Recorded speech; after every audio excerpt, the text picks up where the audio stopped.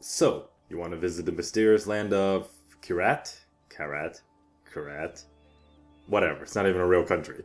To fully explore this exotic locale, you're gonna need a few things, like a camera, some first aid, a grapple, maybe a knife, and what else? What else am I forgetting? Oh right, an MG42. Because you never know when you're gonna get sucked into the Locos People resistance fight against the dictator.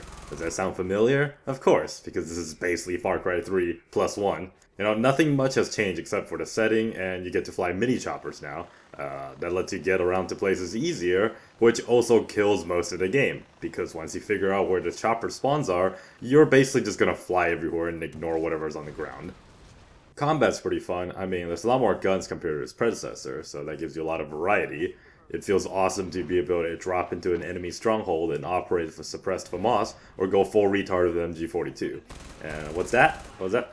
That sounds awesome? Being able to use an MG42 and just saw through enemies and animals? You like the sound of that?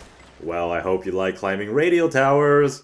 Yep, they're back. Annoying and pointless climbing mini-quests. And just like Far Cry 3, you need to do certain missions or quests before you can unlock the cooler toys to play with. And the MG42 is only unlocked after you climb up every single radio tower.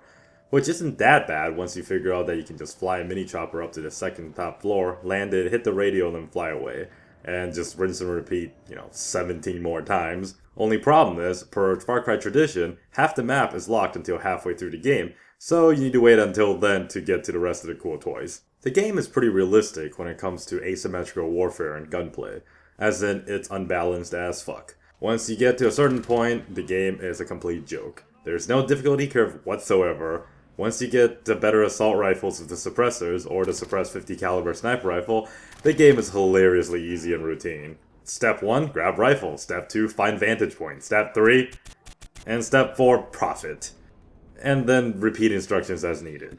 It's so easy to the point that the game has to constantly set up missions or scenarios where you lose your guns, or have to use shitty alternatives that they provide.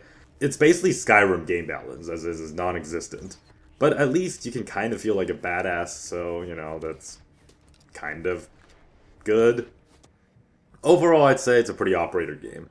There's a decent variety of weapons and tactics available. Being able to lean and slide also makes you feel operator as fuck. You can basically recreate any character you want to play. Whether you want to Rambo it up with a bow, machine gun, sneak around like Big Boss, spread communism with a Makarov and AK, or go Nazi with an MG42 and Mauser. It's all there.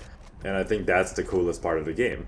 I've been playing for a few days now, and I'd say it's worth a play if you want something a little different from your regular shooters. You just have to be wary of the weird shit if you play too much. And I don't mean the weird shit the game wants you to see, it's the weird shit that just happens because it's Far Cry.